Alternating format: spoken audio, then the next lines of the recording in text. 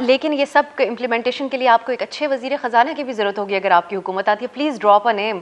کون ہو سکتا ہے پیپلز پارٹی سے؟ پاکستان کے عوام اس بات پہ ہمارا نیئر یونانیمس کنسنسس ہے کہ اینی بڈی بٹ دار. اور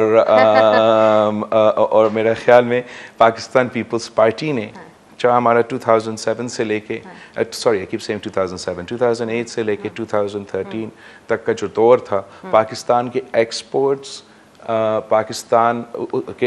جو ہم نے صدرزداری کے دور پہ لے کے آئے تھے، اس کے بعد نہ میاں صاحب کر سکا نہ خان صاحب کر سکا. سب کہتے ہیں کہ ایکسپورٹس ہی ایک ہی طریقہ ہے کہ پاکستان کی معیشت کو ترقی کر سکتے ہیں، مگر دونوں ناکام رہے صدر زرداری صاحب کے مقابلے میں. پاکستان پیپلز پارٹی کی صوبائی حکومت میں جو ہم پبلک پرائیویٹ پارٹنرشپ کے تھرو پبلک سیکٹر اور پرائیویٹ سیکٹر مل کے کام کر رہے ہیں، چاہے وہ تھرکول ہو، چاہے وہ انفراسٹرکچر ہو. وہی اکانومسٹ میگزین جو آج کل فیمس ہو چکا ہے، اس نے ہمیں اپنا اکنامک پالیسی پہ اپنا پبلک پرائیویٹ پارٹنرشپ یونٹ کو پورا ایشیا میں سکس ریٹ کر دیا ہے.